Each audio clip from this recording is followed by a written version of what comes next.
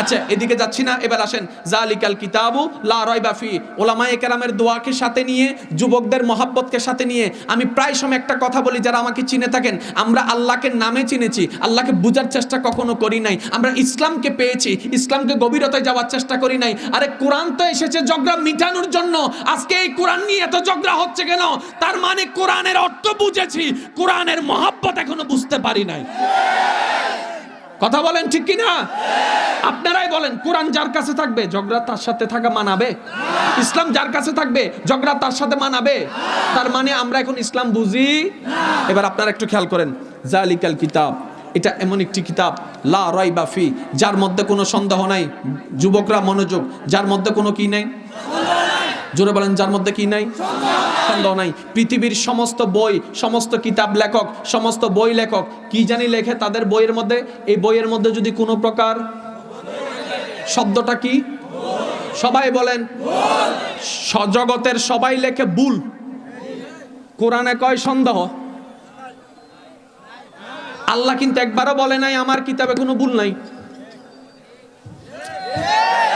বুঝেন তো, একটু বুঝেন না। সবাই বলে আমার কিতাবে ভুল নাই, অথবা ভুল থাকলে মাফ করবেন, ভুল সবাই শব্দ ব্যবহার করে কি? ভুল। আল্লাহ পাক ভুল শব্দ ব্যবহার করে নাই, আল্লাহ ব্যবহার করেছেন লা রাইব। লা রাইব, সন্দেহ নাই। মাওলা সবাই বলে ভুল, তুমি বললা সন্দেহ, ব্যাপার কি? রব্বে করিম বলে একটু গবেষণা করে দেখো, ভুল ধরা হয় পরে, সন্দেহ করা হয় আগে। ভুল ধরা হয় পরে, সন্দেহ করা হয় আগে।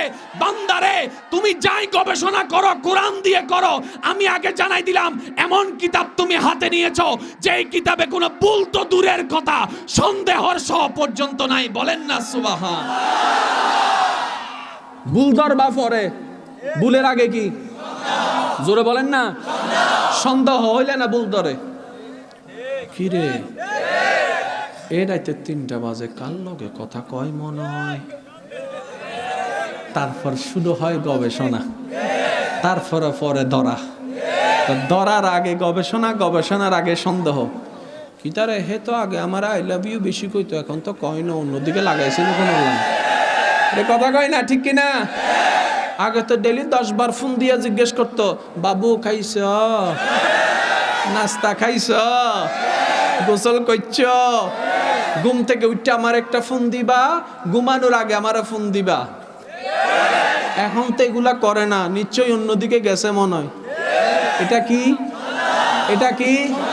তারপরে হয় গবেষণা, তারপরে পরে কথা বলেন ঠিক কিনা?